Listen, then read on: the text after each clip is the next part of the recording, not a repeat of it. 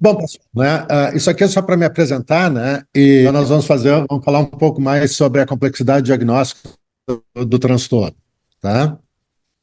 Ah, bom, então, um pouco de história, né, pessoal?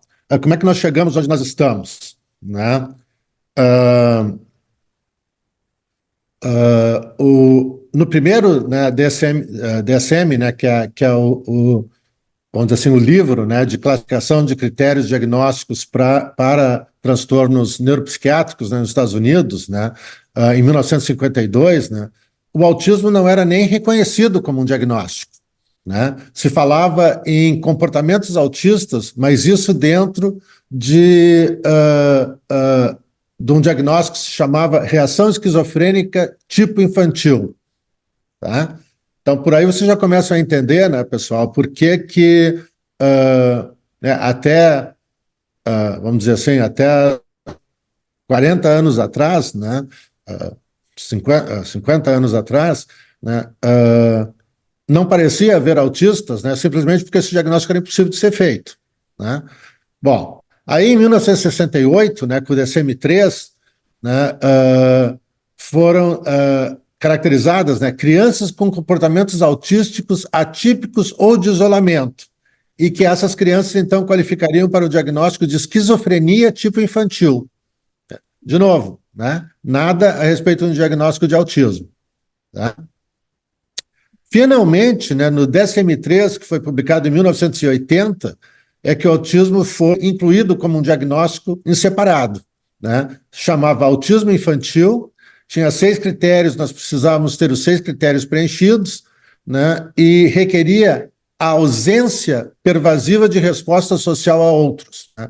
Então, não é diminuição da resposta social, é ausência da resposta social.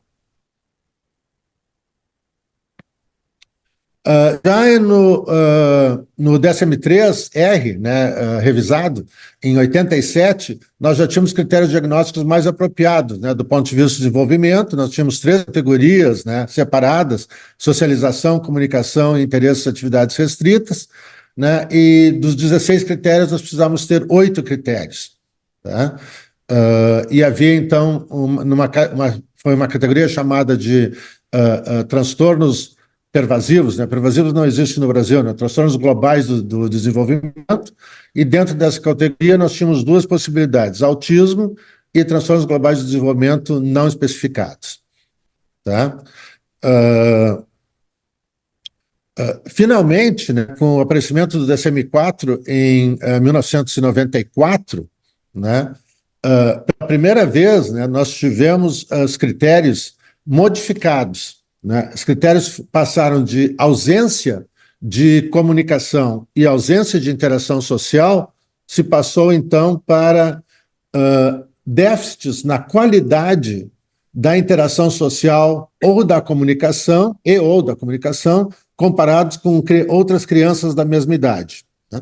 Então, vocês entendem, né, que quando a gente passa de um critério diagnóstico que diz ausência de comunicação e ausência de interação social para outro, né, que fala em déficit na qualidade da interação social e na qualidade da comunicação, né, nós abrimos as portas, né? E isso foi o que causou que a gente, naquela época, chamou o tsunami do autismo.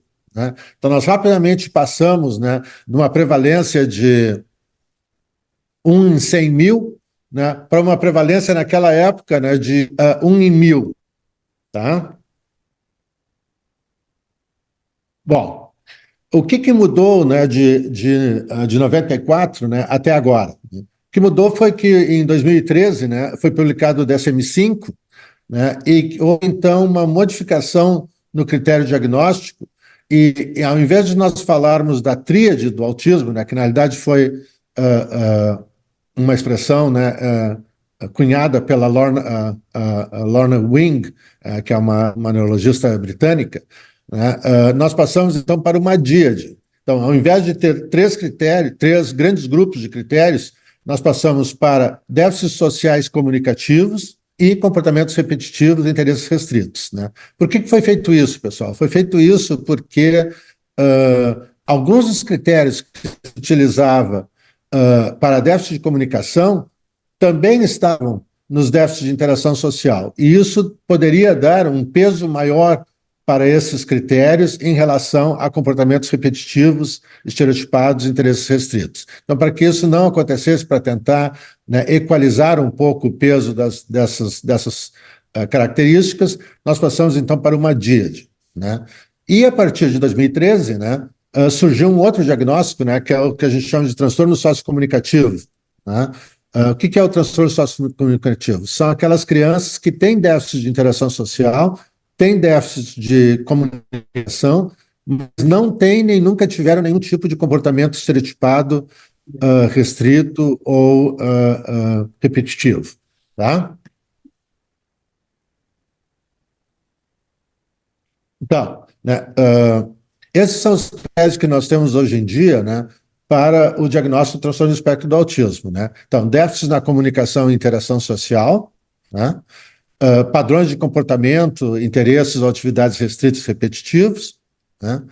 E quando a gente fala dos critérios diagnósticos, né, pessoal, a gente tende a pensar nesses dois, né? Nos déficits de comunicação e interação social e nos padrões repetitivos estereotipados de comportamento, né? No entanto, né, pessoal, tem outros três critérios que são de absoluta importância e que muitas vezes nós acabamos esquecendo, né? Que são, né, os sintomas devem estar presentes no período inicial do desenvolvimento. Até o DSM-4, né, esse critério dizia os sintomas devem estar presentes até os 3 anos de idade. Né? Como hoje já se indica claramente, né, muitas crianças, né, e até mesmo, né, adultos, né, não foram diagnosticados, né, na época inicial do desenvolvimento, então se modificou para devem estar presentes no período inicial do desenvolvimento. Né? Nós não temos um número, vamos dizer assim, mágico para isso, né, mas se aceita que algo em torno de 13 anos de idade, né, que é quando aqui nos Estados Unidos se entra o que a gente chama de middle school, né, que seria a parte da escola depois da escola elementar, que esses sintomas deveriam estar presentes. Né? Isso não quer dizer que foram diagnosticados naquela época, mas que, em retrospecto, né, a gente consegue documentar que haviam sintomas ou haviam preocupações claras por parte da família antes, né, pelo menos dos 13 anos de idade. Né? Outra parte que é fundamental, né, é o critério D, né, que é comprometimento clinicamente significativo nas áreas sociais, ocupacionais e outras áreas de funcionamento. Eu diria para vocês, né, pessoal, que esse é o critério talvez mais importante, né, porque é o critério que está sendo menos considerado para o diagnóstico hoje em dia. Né? Nós estamos vendo um aumento enorme, né, do diagnóstico de transtorno do espectro do autismo em adultos, né? E, obviamente, a grande maioria, né, dessas pessoas realmente, né, estavam dentro do espectro do autismo e não diagnosticados, né? Mas, por outro lado, né, com certeza existe um grupo relativamente pequeno dessas pessoas, né, em que elas, nesse momento, apresentam déficits na comunicação e na interação social, ou comportamentos repetitivos, estereotipados, né, mas que isso, né, não afeta o funcionamento dessa pessoa no seu dia a dia. Né? Então, essa questão, né, que em inglês nós chamamos de impairment, né, e em português seria comprometimento, ela é fundamental. Né? Porque se eu tenho certas características, né, mas isso não afeta o meu funcionamento, o diagnóstico de autismo não pode ser feito. Tá? E, finalmente, né, esses distúrbios não são melhor explicados por deficiência intelectual, né, ou atraso global do desenvolvimento. Né? O que isso quer dizer? Isso quer dizer, né, pessoal, quando nós temos crianças com déficit na comunicação, interação social, comportamentos repetitivos, etc., né, mas particularmente déficits na comunicação e interação social, nós temos, quando a gente fala déficits qualitativos comparados com outras crianças da sua idade, nós estamos falando de outras crianças da sua idade mental. Né?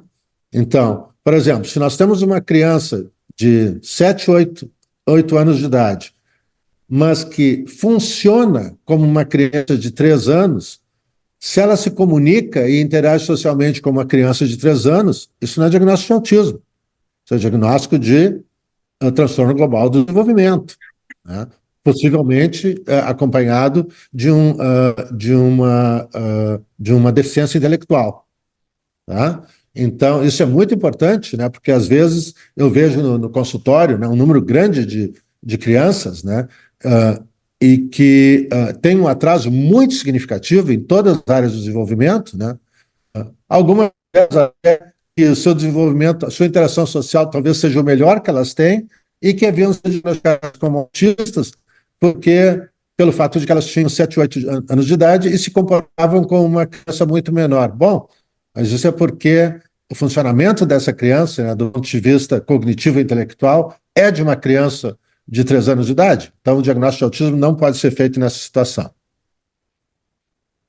Bom, isso aqui só para revisar, né, pessoal, né, para dar alguns exemplos mais objetivos, né? Então, quando nós falamos em déficit em comportamentos comunicativos não verbais, né, desculpa, quando nós falamos em déficit na comunicação e interação social, né, o que nós estamos falando, né? Nós estamos falando, né, de déficit em comportamentos comunicativos não verbais utilizados para a interação social, né, contato visual deficiente, não demonstra gestos, nem entende gestos ou expressões faciais, sorriso social, linguagem corporal, não usa e ou não entende mudanças de tom de voz, né? Por exemplo, né, quando alguma pessoa está falando com esse indivíduo, ele não entende o sarcasmo, né, ou expressões de dupla conotação, né?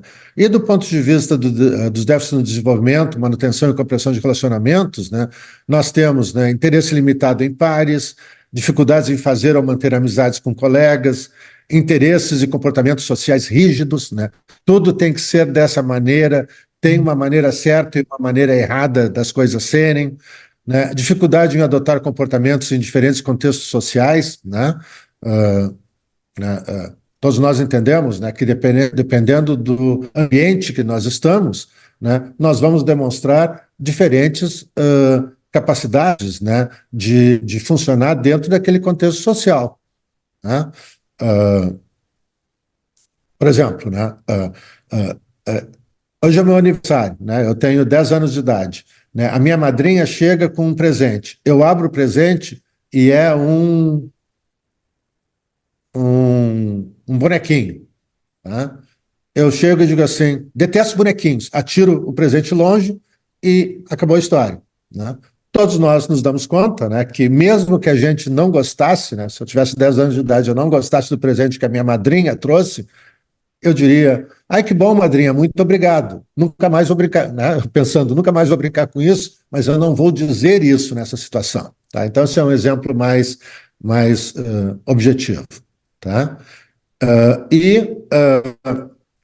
Não participa de brincadeiras de faz de conta, né? O que a gente chama de brincar imaginativo é muito difícil, né? Tem uma incapacidade ou dificuldade de imitar o comportamento pessoal de outros, né?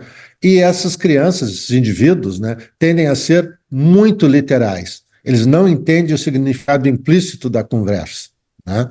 Uh, por exemplo, né,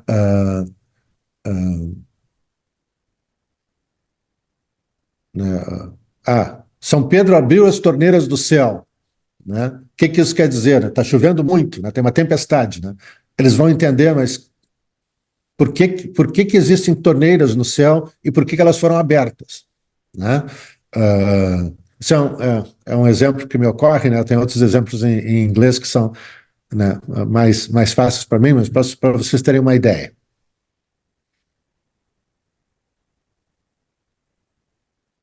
Em relação a padrões de comportamento, interesses ou atividades restritas e repetitivas, né? O que nós estamos falando? Né? Em relação a comportamentos estereotipados, né? Nós temos, por exemplo, né, o flapping das mãos, né? Palmas repetitivamente, mover os dedos de uma maneira repetitiva, movimento de todo o corpo, né? Como, por exemplo, balançar o corpo, né, de uma maneira repetitiva, alinhar, virar ou girar objetos, né? Todos nós imagino, né, temos a experiência com crianças que, ao invés de brincar com o carrinho, viram o carrinho de cabeça para baixo e ficam brincando nas rodinhas do carrinho, né? Um discurso repetitivo, né, estereotipado ou idiosincrático, né? Por exemplo, né, a criança chega, né, e olha para a mãe e diz assim, onde é que nós vamos hoje? Ela responde. Ela volta e diz assim, onde é que nós vamos hoje? Ela responde. Onde é que nós vamos hoje? Onde é que nós vamos hoje? Até que a mãe dê a resposta que para ela é considerada correta, ela não vai parar de fazer essa pergunta, né? Não é questão que seja correta que a mãe disse, nós vamos no shopping e devia ter dito nós vamos no parque. Não é isso, né? Pode dizer nós vamos no parque, mas se ela não disser nós vamos no parque tal a tal hora, essa não é a resposta que deveria ser dita, eu vou continuar perguntando. De novo, né, usa frequentemente frases ou palavras estranhas, né, que a gente chama de neologismos, né, criam certas palavras que ninguém entende e não se sabe o que quer dizer, repete palavras, né, frases ou scripts, que a gente chama de scripted speech, né, e isso pode acontecer, né, tanto do ponto de vista de uma ecolalia imediata, né, que é repetir o que a pessoa acabou de dizer, né, Joãozinho, tu quer comer? Ele vai te responder, Joãozinho, tu quer comer, né? Ou ecolalias tardias, né? Por exemplo, né? Eu decorei um vídeo, né, que eu estava assistindo na TV e agora eu repito o que o vídeo dizia em situações que não tem nada a ver com o vídeo, tá?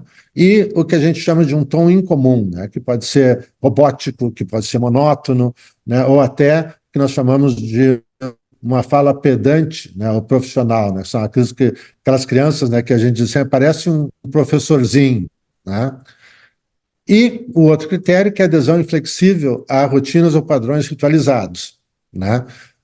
Existe uma forte necessidade de uniformidade no dia a dia, né? Esses indivíduos têm grande dificuldade de tolerar a mudança de rotinas, né? Eles ficam extremamente incomodados se a rotina ou o ambiente muda, né? Uma dificuldade muito grande de transição entre um ambiente desejado para um ambiente não desejado, né? Rituais verbais ou não verbais, né? E tem dificuldade em mudar de ideia, né? Ou seja, eles são muito presos a regras, né? A regra é essa e não tem como mudar. Um exemplo disso, né? O Joãozinho, a Mariazinha bate na porta da casa do Joãozinho, o Joãozinho abre a porta e ela diz assim, tu quer ir no cinema comigo hoje? Isso é uma história real. Quer ir no cinema comigo hoje? Qual é o filme? Frozen. Não gosto de Frozen. Pum, bate a porta, né? Por quê? Né? Porque eu não vou mentir, né? Me ensinaram que eu não devo mentir, então se eu não gosto de Frozen, eu vou dizer não gosto de Frozen, tá? Esse é um exemplo que é um exemplo real, na realidade, um paciente meu.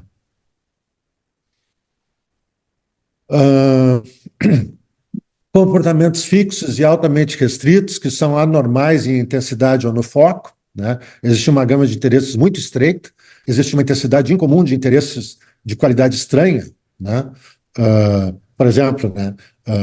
O interesse em horários de aviões, né? Eu tenho uma criança que tem interesse em chapéus utilizados na época da Renascença, né? Batalhas, guerras, etc., etc., né? Extrema preocupação com interesses habituais e eles tendem a se envolver em certas atividades repetitivamente, né? Como todos vocês já devem ter visto, né? Aquela criança que está no vídeo e ela constantemente passa o vídeo para trás e para ver de novo a mesma cena, né? Inúmeras e inúmeras vezes, né? E, finalmente, né, uma hiper ou hiporreatividade a estímulos sensoriais, né, que, na realidade, é um dos critérios novos, né, que foram colocados a partir do DSM-5. Né. Todos nós sabíamos que existia uma importância muito grande de questões sensoriais no transtorno do espectro do autismo, mas isso não tinha sido colocado como um critério específico. Tá? Então, apego em comum aos objetos, a tendência de hiperfoco em detalhes, desregulação sensorial, né? Eu não tolero certos ruídos, não tolero certas texturas, não tolero caminhar de pé descalços na praia, etc, etc, etc. Ou uma hipossensibilidade a certos estímulos, né? O exemplo mais que chama atenção, né, é o que a gente chama de um limiar muito alto para dor, né? Tem crianças que basicamente não sentem dor, né? Isso aqui nós já falamos, né? Existem especificadores, né, a partir do DSM-5, né? Por exemplo, né, nós temos transtorno do espectro do autismo associado à deficiência intelectual, um QI de menos de 70. Né? Um transtorno né, associado a uma deficiência estrutural de linguagem, né? Ou seja, a criança é não verbal, ou a criança usa únicas ou frases únicas. Tá? Associado a fatores conhecidos, seja uma condição médica, condição genética, fatores ambientais, né? Associado a um outro transtorno de desenvolvimento mental ou comportamental. Né? E associado à catatonia, né? Um, uma apresentação muito severa, né, de um transtorno neuropsiquiátrico, né, e fatores associados, né, com comprometimento da coordenação motora fina ou grossa, com comportamentos aversos a novidades, comportamentos autolesivos, história de regressão. Então, né, vocês veem, né, que a partir do DSM-5, né, nós podemos utilizar, né, no critério diagnóstico uma série de adicionais, né, que vão fazer muito mais fácil a gente descrever aquele indivíduo de uma maneira mais específica, né, ao invés de dizer só autismo. Bom, né, todos nós, né, sabemos que a prevalência do transtorno do espectro do autismo aumentou enormemente, né, nas últimas 2 décadas. Né? Então, se nós pensarmos que no ano 2000, né, o CDC publicou uma prevalência de transtorno do espectro do autismo em crianças em escola pública nos Estados Unidos, entre 8 e 10 anos de idade, de 1 para 150, né, isso foi progressivamente diminuindo em termos da relação de 1 para 100, né, até que nós chegamos em 2021, né, que na realidade seriam os dados que deveriam ser publicados em 2022, foram publicados antecipadamente no final de 2021, né, de 1 para 36 crianças, né, dentro do sistema público escolar dos Estados Unidos, entre idades de 8 e 10 anos, tem diagnóstico de autismo. Então, né, de 2000, de 1 para 150, para 2022, vamos dizer assim, de 1 em 36. Né? O que nós temos aí de importante salientar? Né? Ainda se manteve aquela relação de 4 meninos para uma menina, né? Isso a gente pode conversar uma outra hora, né? Mas talvez do ponto de vista mais positivo, né, disso, né, é que até o início dos anos 2000, o diagnóstico de transtorno do espectro do autismo era feito em números muito maiores na população branca do que na população negra ou na população latina nos Estados Unidos. Né? A partir desse último relatório, né, foi a primeira vez que o número de crianças brancas e crianças negras ficou muito semelhante, né, e o número de crianças latinas diagnosticadas aumentou bastante. Né? Isso quer dizer que, por alguma razão, agora tem mais autismo nessas populações. Não, isso quer dizer que as populações tiveram acesso, né, a cuidados médicos ou a diagnóstico num período menor de tempo. E a outra coisa muito positiva, né, pessoal, é que até pouco antes dos anos 2000, né, nós dizíamos que 2/3 das crianças do espectro autista tinham algum grau de deficiência intelectual. Né? Hoje, com esse aumento, né, dos critérios diagnósticos, né, nós dizemos exatamente o contrário, né, que apenas 1/3 de crianças dentro do espectro tem algum grau de deficiência intelectual. Bom, não preciso dizer, né, que o transtorno do espectro do autismo é algo extremamente complexo, né? E o autismo vem acompanhado, né, de outras comorbidades ou de outras situações, né, como, por exemplo, né, epilepsia, ansiedade, agitação, hiperatividade, deficiência intelectual, né, anormalidades genéticas específicas, né, alterações do sistema imune, né, alterações do sistema gastrointestinal, macrocefalia, né, cabeça grande, que ocorre, né, em mais ou menos um terço das crianças dentro do espectro, etc. Né? Então, é algo bastante complexo, né? Exatamente por isso que a gente diz que não existe um indivíduo dentro do transtorno do espectro do autismo que seja exatamente igual ao outro. Né? Cada um tem as suas características específicas. Foram criados também 3 níveis, né, para substituir o que a gente usava no passado de leve, moderado e grave, né? Surgiram o nível 1, 2 e 3, né? O nível 3 são aquelas crianças muito pouco funcionais e que vão requerer uma quantidade de apoio do ponto de vista de terapias muito alta, né? O nível 2 são aquelas crianças que são bastante funcionais, né, e que vão requerer relativamente pouca intervenção. E o nível 2, que é o grande nível, né, são aquelas crianças que têm diferentes níveis de funcionalidade, diferentes necessidades do ponto de vista de terapias e intervenções, do ponto de vista de intensidade dessas intervenções. Bom, né, como é que as coisas funcionam nos primeiros 2 anos de vida, né, pessoal? Nós sabemos, né, que, do ponto de vista de competência social, né, nós temos uma série de situações, né, que vão incluir, né, a atenção conjunta, que é presente muito precocemente, né, no metade do primeiro ano de vida, né, até passar por outras situações de competência social, como o uso de símbolos, né, até chegarmos na reciprocidade da interação social, os primeiros 2 anos de vida.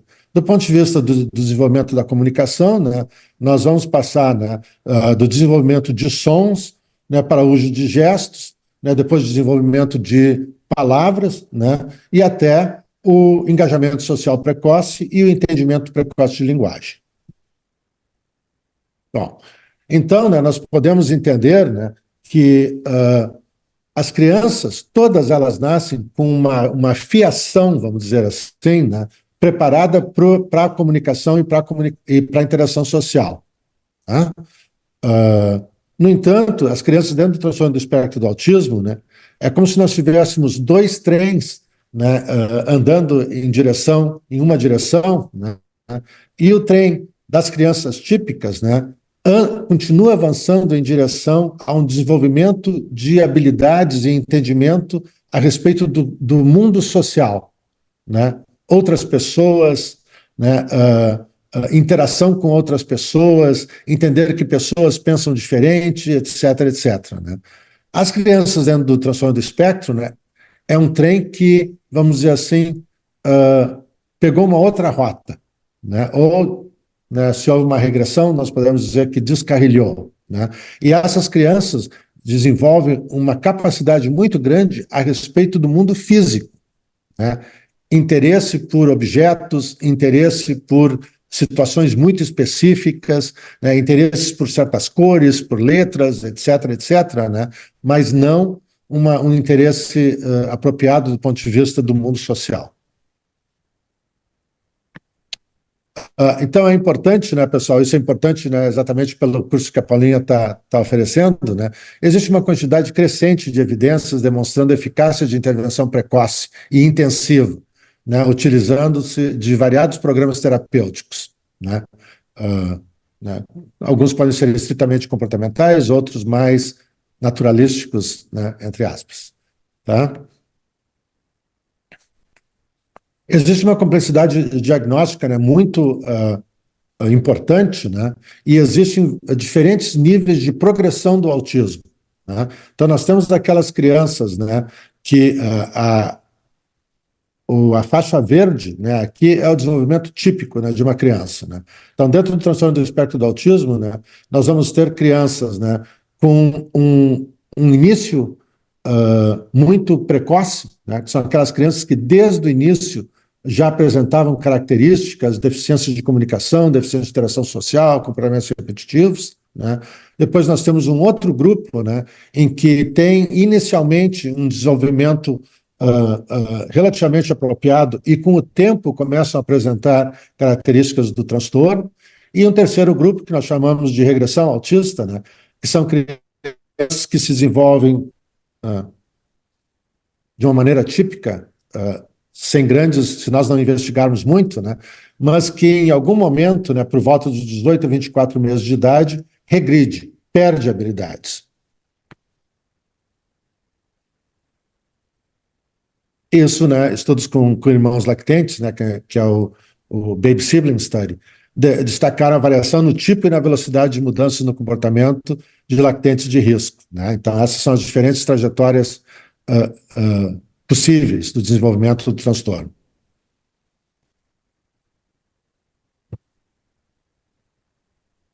Bom, então, né, nós sabemos, né, que o transtorno do espectro é um desafio diagnóstico, né, mas existem indicadores precoces, né, que a gente chama em inglês red flags. Né, então, aos 6 meses de idade, né, nós já podemos identificar, né, comportamentos típicos e comportamentos atípicos, né, que seriam indicadores precoces, né, da possibilidade do transtorno. Não características diagnósticas, mas indicadores precoces da possibilidade de um transtorno de neurodesenvolvimento. Né?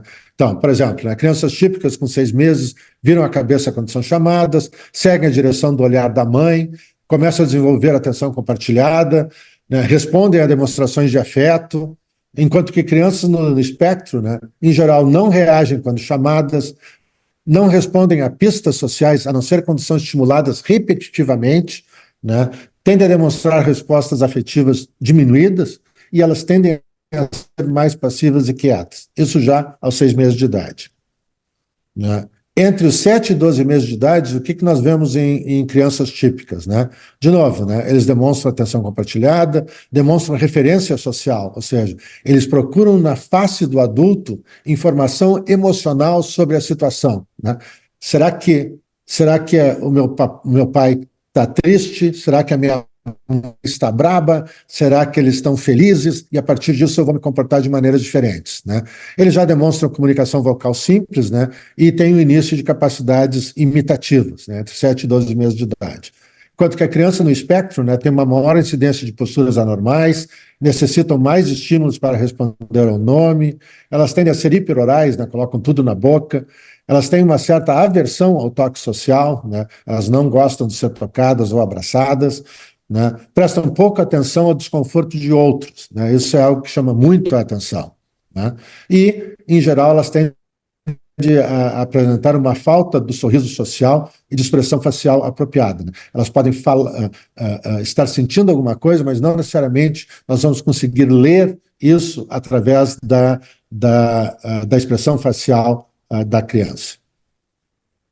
E entre os 13 e 14 meses, né, então, crianças típicas já estão se comunicando, né, tanto do ponto de vista de comunicação expressiva como receptiva, né, tem uma maior incidência de fazer de conta, né, de entender o fazer de conta. Né, de novo, a atenção compartilhada é muito clara, né, enquanto que crianças no transtorno têm a atenção compartilhada muito limitada, tende a ter ausência de funções pré-linguísticas, né, ou seja, não é somente um atraso de linguagem, né? Até do ponto de vista de comunicação não verbal, um atraso, como, por exemplo, né? elas tendem a não apontar para pedir coisas, né? Existe uma certa falta de empatia, né? Que pode estar presente nessa idade, né? Mas tende a desaparecer, né? Com o passar do tempo, e elas não demonstram nenhum tipo de jogo imaginativo. Né? Por que isso ocorre, né, pessoal? Ou seja, qual é a neurobiologia do transtorno? Né? Então, nós sabemos, né, que pessoas típicas, né, têm genes de suscetibilidade e outros fatores de risco. Né? Todos nós temos. Né? Mas, no entanto, né, quando esses genes se manifestam precocemente, né, nós vamos ter alterações de padrões de interação entre a criança e o ambiente. E isso vai levar a um desenvolvimento anormal do circuito neural e, então, a manifestação do transtorno do espectro do autismo. Por outro lado, né, nós podemos ter alterações de padrões de interação entre a criança e o ambiente que vão ligar ou acionar genes de suscetibilidade. E isso vai levar, de novo, a um desenvolvimento anormal e ao transtorno do espectro do autismo. Por outro lado, pessoal, nós podemos ter genes de suscetibilidade, né, Mas se nós tivermos uma intervenção precoce e intensiva, né, em relação às alterações de padrões de interação da criança com o ambiente, o que nós vamos ter? Ao invés de alteração, nós vamos ter adaptação aos padrões de interação entre a criança e o ambiente, e isso vai levar a um desenvolvimento mais típico do circuito neural e uma redução da prevalência do transtorno do espectro do autismo. Então, essa, em termos gerais, né, é a neurobiologia em relação à genética, fatores de risco, processos de risco e os resultados que isso tem do ponto de vista prático. Bom, nós sabemos, né, isso é fundamental para vocês, né, que existem, né, evidências claras, né, a respeito de quais intervenções funcionam e quais intervenções não funcionam. Né?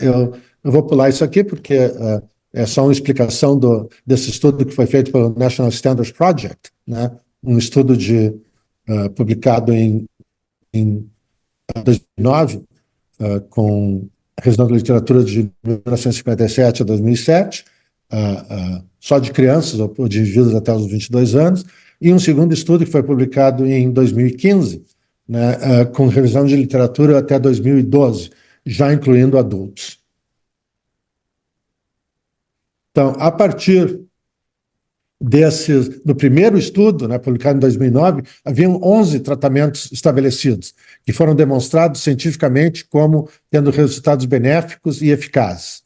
Haviam 22 tratamentos emergentes, né? O que quer dizer isso? Né? Tinham alguma evidência, mas não suficiente para serem reconhecidos como estabelecidos. E haviam 5 tratamentos não estabelecidos, para os quais não existia nenhuma evidência clínica, né, de eficácia, e não se podia descartar que eles pudessem até causar dano à criança. Né? No estudo publicado em 2015, né, nós já tínhamos 14 intervenções estabelecidas, né, que são aqueles tratamentos benéficos, né. O que isso quer dizer? Né? Que 3 intervenções que eram consideradas como emergentes em 2009 já haviam tido estudos bem feitos do ponto de vista científico, né, para serem consideradas estabelecidas. Né? 18 tratamentos emergentes e 13 tratamentos não estabelecidos. Um exemplo de tratamentos não estabelecidos, né, pessoal? Acho que todos nós entendemos, né, que dar choque elétrico em criança autista provavelmente não vai funcionar. Né? O mesmo, né, se aplica a treinamento de integração auditiva, dietas, comunicação facilitada, né, que é eu coloco a minha mão em cima da mão da criança e, de repente, ela começa a escrever. Né? E outros, né, ainda não estabelecidos, mas que nós temos quase certeza que são bastante úteis, né, como, por exemplo, a intervenção do tipo floor time. Né? Então, por que eles não são estabelecidos? Porque, pela própria característica do método, fica difícil de se fazer um estudo, né, com bases científicas apropriadas. Dos 14 tratamentos estabelecidos, né, quase todos eles estão relacionados a intervenções comportamentais. Né? E aí a importância, né, das TAs, né, ATs, desculpa, das ATs, né, do que aqui nós chamamos, né, RBTs, né, que são aquelas pessoas que trabalham com aplicando as intervenções comportamentais, e da família, né, entender o que funciona e o que não funciona. Né. Eu queria chamar a atenção para vocês, né, que somente em 2015 terapia fonoaudiológica foi considerada como estabelecida. Né. Todos nós sabíamos que terapia fonoaudiológica era fundamental, né.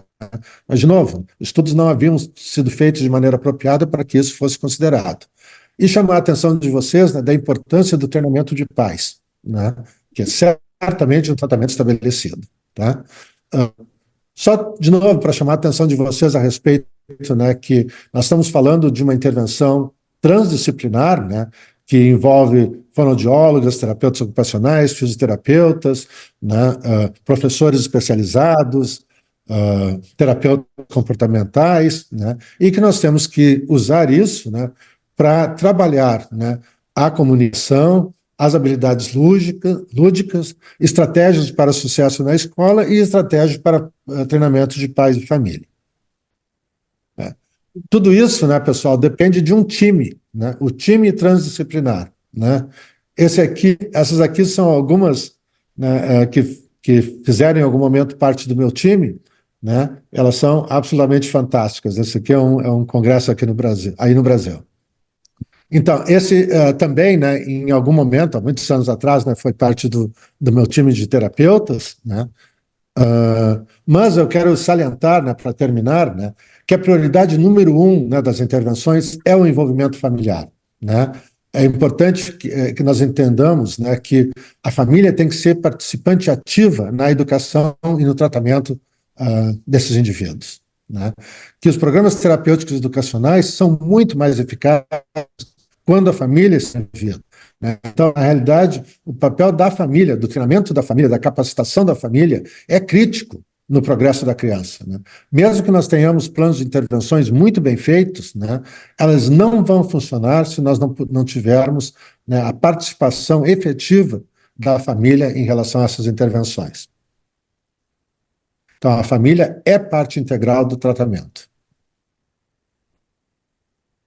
Bom, então, para terminar, né, eu queria, acho que todos vocês conhecem esse casal, né, e que eles têm feito um trabalho maravilhoso, né, do ponto de vista de informação, né, e de aceitação do transtorno do espectro do autismo no Brasil, né. Então, eu queria simplesmente agradecer a todos pela atenção e dar de novo meus parabéns para a Paulinha por esse curso, que eu tenho certeza que vai ser excelente, trazer grandes benefícios para todos vocês. Tá? Muito obrigado.